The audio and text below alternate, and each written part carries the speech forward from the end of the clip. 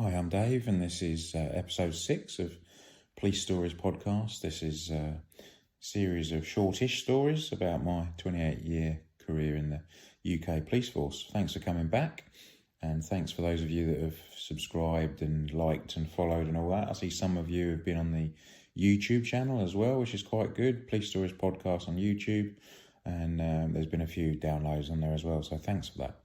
It's interesting again where people come from on the downloads. Very, very varied. You know, America quite a bit, Belgium, Cairo, the UK, all sorts of places. Canada quite a few. So it's quite interesting where people have come from that have been listening. Anyway, on to today, and now this story is slightly out of order in terms of I was trying to do this roughly as my career sort of progressed, but actually this one is going backwards slightly.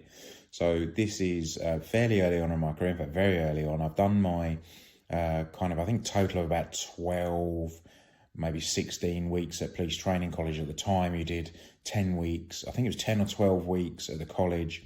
Then you came back to your police station or your nick that you were going to be posted to. You worked 4 weeks on the street, and then you went back to the college again for another maybe 4 weeks once you'd had just a little bit of experience. So in total, probably around about, I think, sort of 16 weeks, something like that. So I was still on the tutoring. I'd had my time in the training college, and then I'd come back. I'd gone on to the tutor unit, which meant that basically I had an experienced cop looking after me for the first 10 weeks, I think it was, while I was on the streets. And in that time, you're expected to do, you know, the basic stuff. You do your shoplifters and your low-level damage and things like that, but nothing too sort of exciting, really. It's a way of easing you in. So I was on an early turn, which meant starting at that time at 6 in the morning. And my normal tutor was away. I actually had another tutor covering. I think my tutor was on holiday maybe. So I had a different one. Anyway, came in the morning in uniform, ready to sort of start my shift. And I was told that my tutor had gone sick. So I thought, okay, right, I'm probably going to end up doing, you know, fairly menial tasks, writing out some reports or catching up on maybe some swatting or something like that, some sort of essay to write or something to read. Nothing too exciting. But they actually said, but before yesterday when we spoke to him, he said that you'd be all right to collect a prisoner today. So I thought, this would be a bit more interesting. Collect a prisoner, you know, perhaps I'm going to pop to, you know, the station, you know, in the next town or something like that with somebody, you know, it'd just be a bit different. And they said, well, actually, no, we need this prisoner that you're picking up. He's in Glasgow. And I was like, Glasgow? You know, we're kind of about 600 miles away. I was based at that point from Glasgow, fairly near to Gatwick Airport. So I was like, well, how's that going to work? They said, well, you're going to fly up, you know. Now, I'd never heard of this before. They said it like it happened all the time. And the reality is, I know it still doesn't happen all the time or didn't happen all the time. But I think they were trying to play it down. I think they thought I was going to kind of refuse. So I said, okay, fair enough. Oh, that'd be good. You know, and instantly I was thinking, wow, this would be really cool. You know, going on a plane, you know, being paid for at work. That's great. I said, right, so who am I going with? They said, well, that's the problem. You know, your tutor's gone off sick and, you know, unfortunately there's not many people on and something else has happened. And this is a classic sort of police tale. They have very strict rules about, well, you need 2 of you to do this and you should do this and you shouldn't do that. And all the time you stick to the rules, you don't come unstuck, and that's absolutely fine. Of course, when it suits them, in this scenario, you know, all the rules out the window, no problems at all. So, well, actually, you're just going by yourself. But this guy's all right. They were quick to play, you know, oh, no, this prisoner coming back, no problems at all. He's wanted for burglary. He's been arrested in Glasgow.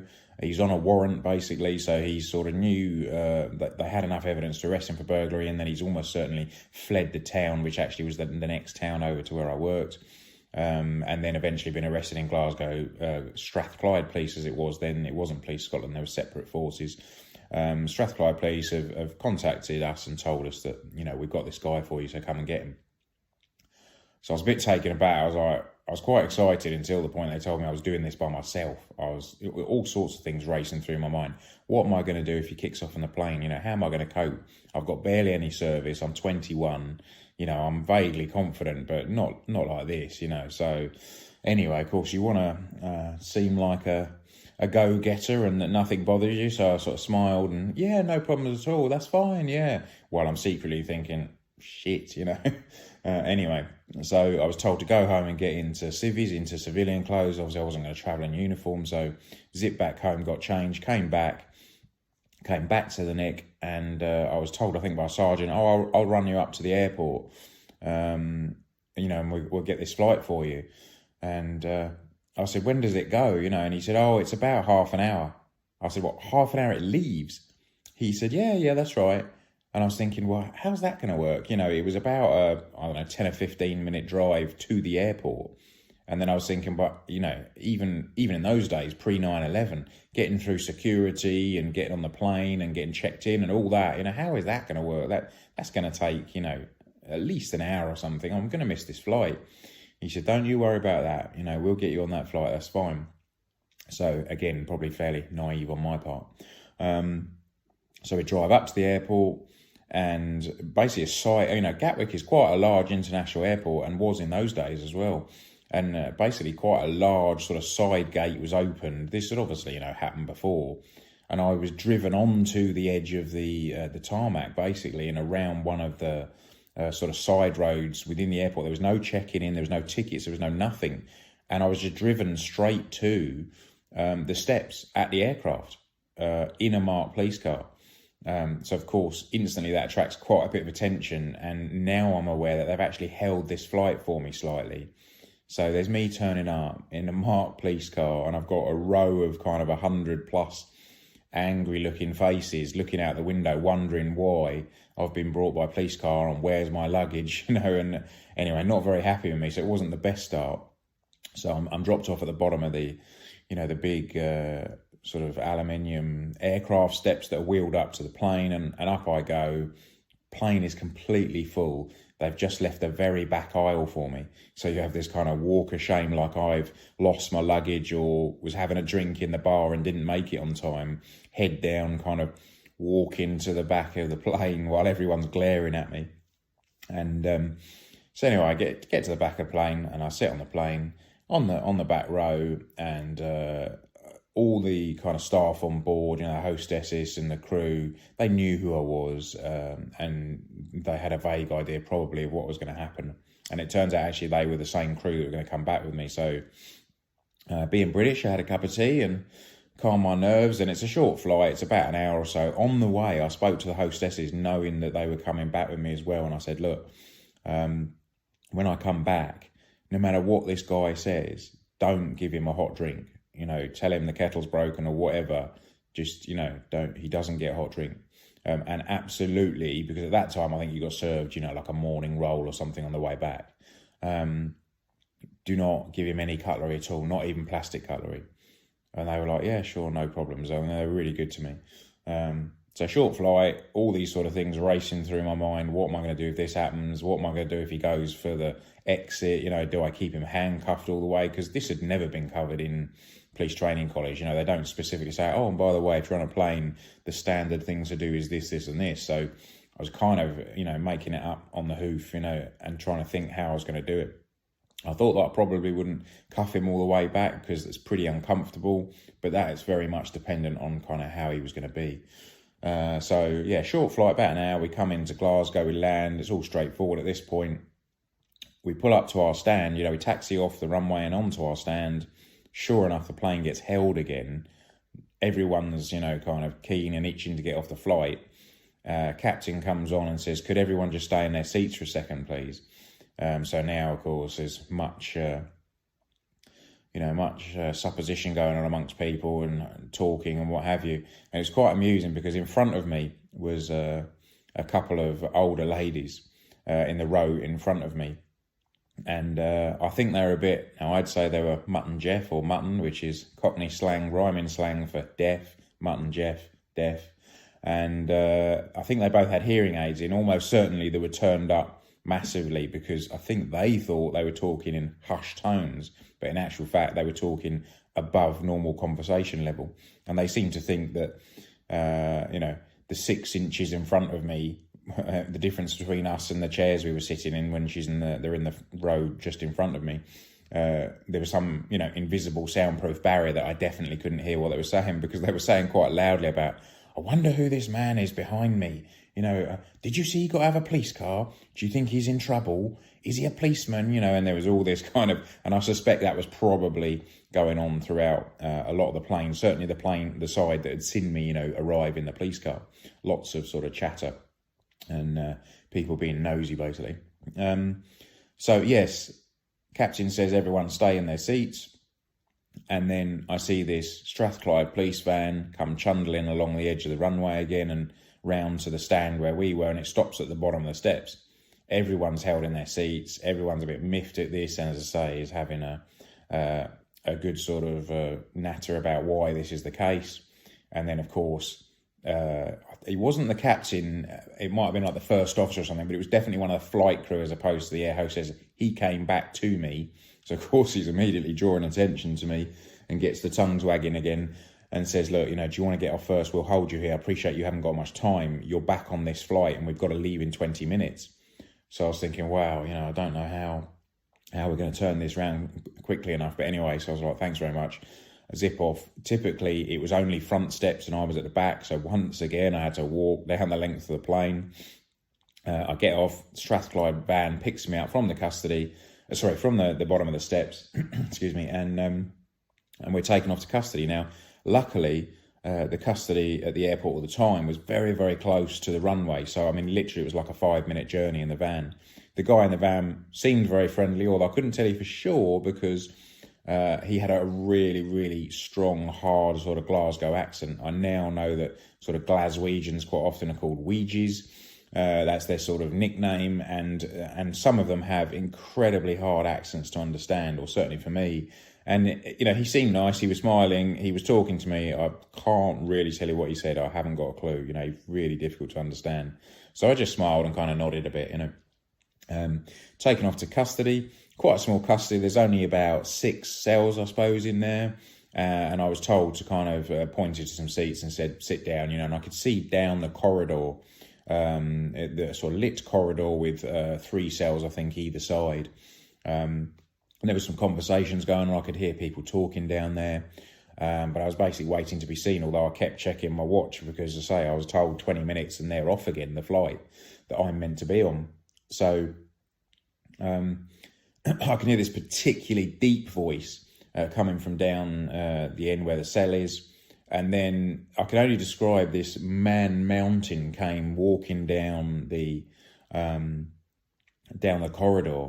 He was absolutely huge. It was the custody sergeant, and he was a bear of a man. He was 6'6", I would say, and probably 20 odd stone or 280 pound for our American listeners. He's a big, big guy, and he walked like he was on a parade ground. He was clearly ex-military, and certainly at the time, a lot of Guardsmen, which is a regiment within the British Army that were renowned for their sort of particular smartness. They do a lot of the ceremonial stuff, but they were generally picked for their very big guys. I'm pretty confident you had to be like over 6 foot, maybe even more, to actually get in at that point. And this guy struck me straight away as an ex-Guardsman, absolutely massive. And just the way he walked and sort of carried himself, he was a very smart guy. Anyway, he came down, said hello to me, and thankfully he had a sort of Highland accent, which is a lot softer, so I could understand him, no problems. He goes behind the sort of custody desk and he picks out a metal clipboard and he starts writing down some details and making notes. And he kind of leaned over the custody desk and kind of looked me up and down and looked a bit, kind of confused. And he said, "Is it just you?" And I was like, "Yes, that's right, yeah." And he said, "Oh, surprising." He said, "You're a tough guy then, are you?" And I was kind of thinking, no, the absolute opposite. But basically, there was no one else to come with me. So I was just sort of looked at him and was like, well, I didn't really answer, but was not really sure quite where to go with it. Anyway, at this point, he's filled out his stuff on the clipboard and he hands it over to me on the top and he said, "Sign here, this is you signing for the prisoner." So I said, "Yeah, sure, no problems." So I start signing the form and I'm looking down the form and it has all the things you'd expect on there, name, age, date of birth of the guy and brief details of the offence, burglary, so not a violent offence. So I thought that was a start. Or it's basically broken into someone's house, But as I'm signing this form, I notice that there's a really thick red line with a marker pen all the way around the form, which is, kind of an A4 size form. And it's got this great big thick red line all the way around it. It's clearly been drawn on, it's not normally there. So I said, just one thing, Sarge, what is this red line? And he said, oh, he's high risk.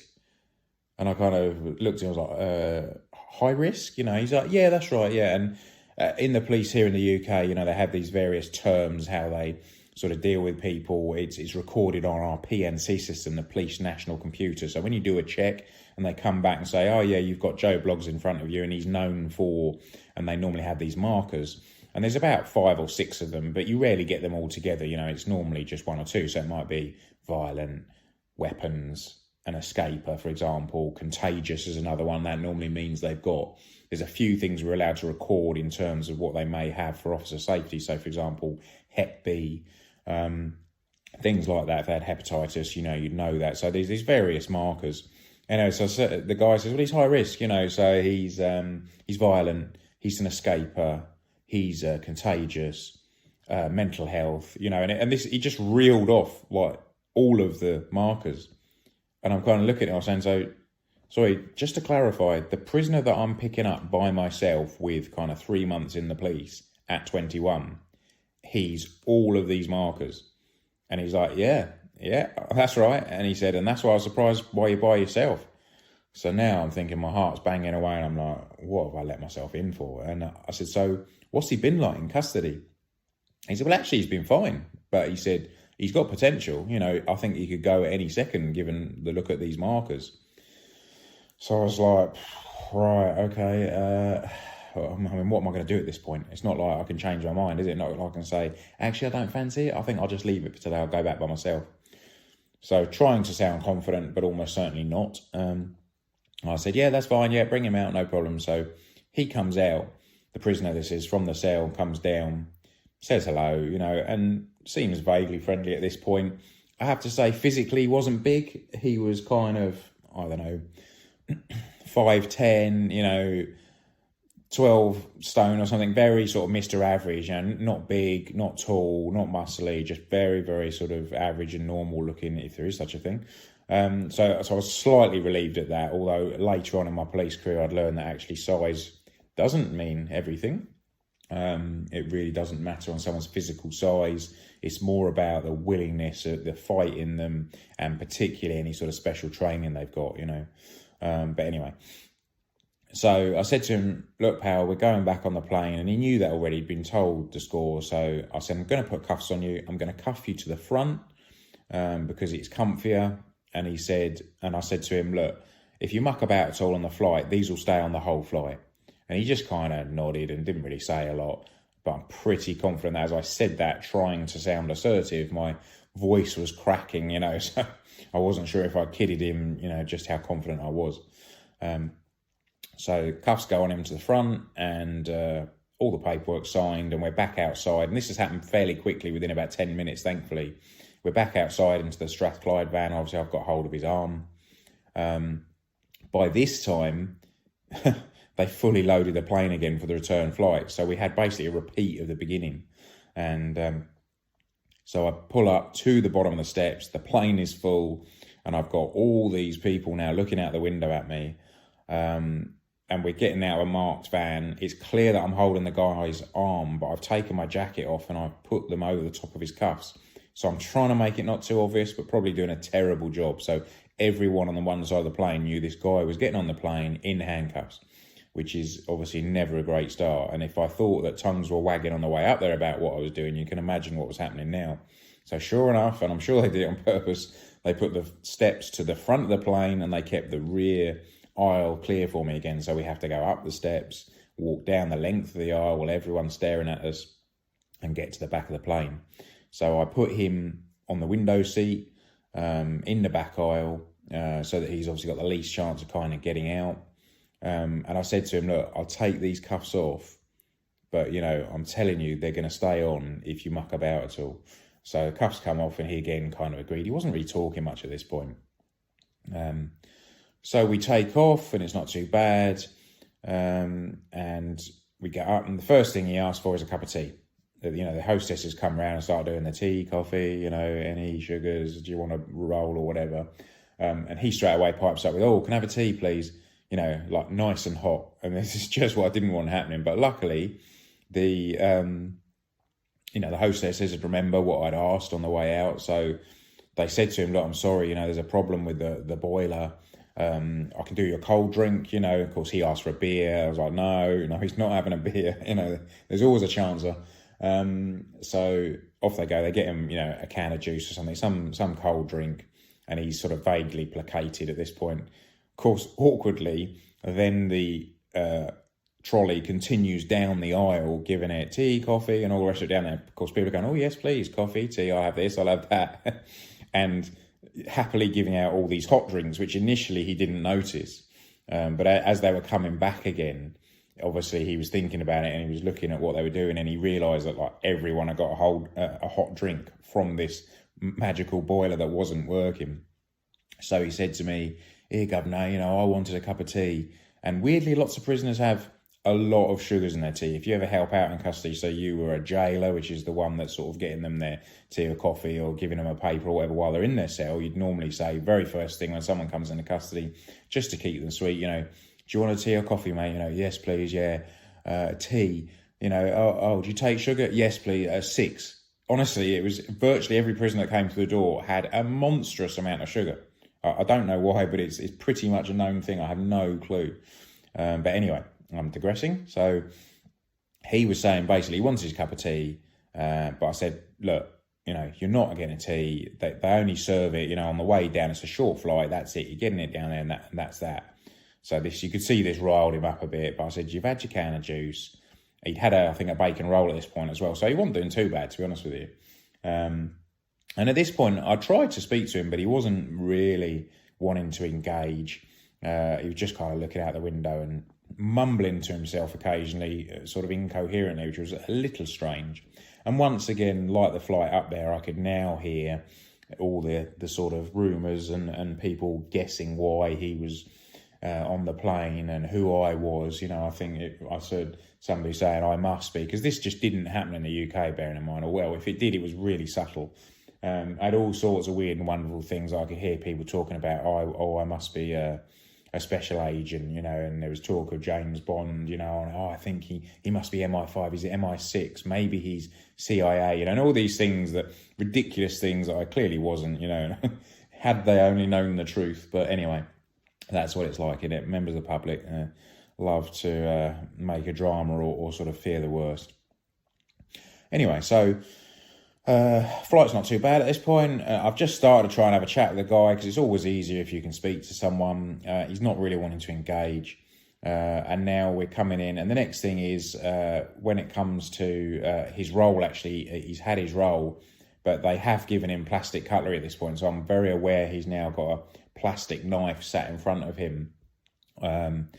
So I was quite keen to catch the hostess eye and say, is there any chance you could just collect the rubbish? And I was going to quickly scoop up all the things in front of him, particularly this knife, and get it away from him. But I just couldn't catch their eye. So I was very aware that he had this knife in front of him. Might have been plastic, but obviously, as we almost certainly know now, from prisons and things, and shanks, as they like to call them in UK prisons, they, easily make a sort of pretty terrible weapon out of sort of sharp plastic. So now we're down above Gatwick at this point, and I think we're in like a holding pattern. So captain comes on and says, sorry, there's going to be a slight delay. We've missed our slot or something, and therefore we're in a holding pattern, which I knew meant that we're going to be in the air for slightly longer as we kind of circle, waiting for another slot to land at Gatwick. So this guy now is starting to mumble to himself more, and I can see that he's starting to sweat a bit, and he's obviously getting a bit agitated. And I was thinking, oh no, please, can we just land this plane? I need to get this guy off, But of course that's not happening, and I'm getting increasingly nervous. He's still got this stuff in front of him, including this knife. And as he's sort of building up and now definitely mumbling to himself more and more, I was thinking, wow, this guy's going to have a complete episode on me here at this point. He picks up the knife, he's got it in his hand, And whether he intended to or whether it was just a fluke, I don't know. But he basically had this knife in his hand. He turns to look at me straight in the eye, very, very intense, quite close to my face, and says, "Have you ever had a fight on a plane?" With this knife in his hand. So I kind of put my hand across his hand, took the knife out of it and said, "No, I haven't, and I'm not going to now. So just calm down or the cuffs are going to go back on." And weirdly, I fully expected him to then basically leap on me and it to turn into a massive roll around on the aircraft, everything I didn't want.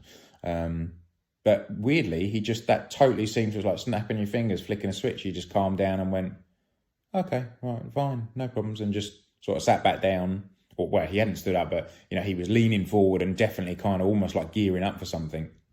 But he just leant back in his chair, totally calmed down, stopped sweating, and that was that. Basically, there's no problems at all. And I've since learned that, unfortunately, when you're dealing with kind of mental health types, it's really difficult to predict them. You can be told they're one thing, and if you keep them right, they can be fine. However, if you say that one word that'll just set them off, or for whatever reason you say something and they take it the wrong way, it doesn't matter how good you are. And you'll hear people, I hear it all the time, saying, "Oh no, I'm good with people. I'll be able to talk him round," and all the rest of it. And I agree with people that are kind of a sound mind. But if you get someone with mental health problems, you have no clue what's going to set them off. And I don't care who you are, you say the wrong thing or make the wrong phrase, or they take something in the wrong way, and you've got a big problem, So thankfully, for whatever reason, me talking to him in that way was just enough for him to calm down. So to be honest with you, there was no real other issues with the flights. We came in and landed. They held everyone on the aircraft again. I mean, this is the third time now, so I'm getting kind of used to this. I recuffed him to the front again, which he accepted, and I put my jacket over the top. Once again, the cabin crew came down and said, "Look, we've held the flight. Everyone's staying on board until you're off." And out comes the Mark police van. And I get up, I have to lead him down the aisle by the cuffs, even though they're covered, so it's really obvious who he is and what he is. But we get down and onto the van, or into the van, and away back down into the custody, which was at Gatwick Airport. I think he was being taken on somewhere else shortly after that. So actually, there wasn't that many issues. There certainly could have been, and I felt there could have been. And when I got back, I think it was the following day, I was asked just to, write up. I think at that point we sort of wrote logs as to what we'd done, so that at the end of our probationary period, we could say, "Oh, we've done this, and we've done that." And if we were asked details about something, we were able to just, talk through what it was. So I was writing this up, and the tutor sergeant came in, my sort of sergeant who was in charge of me, and said, "Oh, what'd you get up to yesterday then? I heard so-and-so was off sick." And "Oh yeah, I went to Glasgow." And he looked at me sort of perplexed, was like, "Glasgow? What, working?" I was like, yeah, I was flown up. I had to collect a prisoner." He said, "Really?" So it was quite unusual. He said, "Oh, well, that was quite interesting then for you, a bit different from a shoplifter, Who'd you go with?" And I said, "Well, no one. There was no one available. It was just me." And he just couldn't believe it. He was like, "Just you? They've sent just you to go and get this prisoner?" And he said, "Yeah, that's right." He said, "That breaks all the rules. That's just not allowed." He said, "I can't believe they did that." And this is what I was saying at the beginning. It's a classic police thing that, when it suits them, when they haven't got the resources to send with you, basically they'll bend or break the rules to make it work.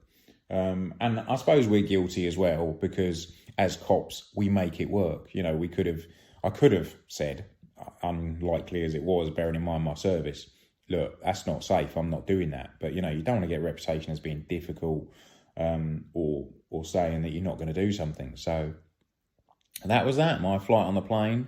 It's the only one I ever did in my career, actually, on the police, officially anyway. Could have gone horribly wrong, but thankfully didn't. So I hope that was vaguely interesting.